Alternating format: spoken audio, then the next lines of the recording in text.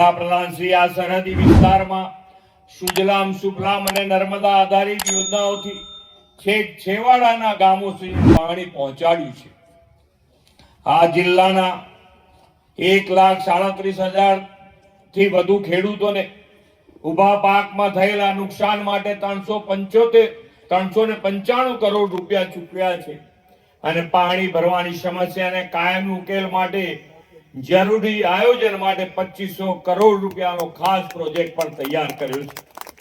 આ સરહદી જિલ્લાના રણ વિસ્તારને કારણે સૂર્યપ્રકાશનો સીધો લાભ મળે છે. વડાપ્રધાન શ્રી મોદી સાહેબે સૂર્ય શક્તિથી વીજ ઉત્પાદન દ્વારા ગ્રીન ક્લીન એનર્જીનો માર્ગ ચીધ્યો છે. અહીંના રાધા નેસડામાં 700 મેગાવોટથી વીજ ઉત્પાદન ક્ષમતાનો પ્લાન્ટ 1400 હેક્ટરમાં કાર્યરત છે. શ્રી મોદી સાહેબે સોલર એનર્જીનો ઉપયોગ વધુને વધુ લોકો કરે તે માટે પીએમ સૂર્યઘર મફત બિજલી યોજના શરૂ કરાવી છે. પાકિસ્તાન સરહદથી માત્ર 40 કિલોમીટર દૂર વસેલું 800 ની વસ્તી ધરાવતું આ જિલ્લાનું મસોલી ગામ દેશની પ્રથમ સરહદી સોલર વિલેજ બન્યું છે. તે માટે પણ અભિનંદન પાઠવું છું.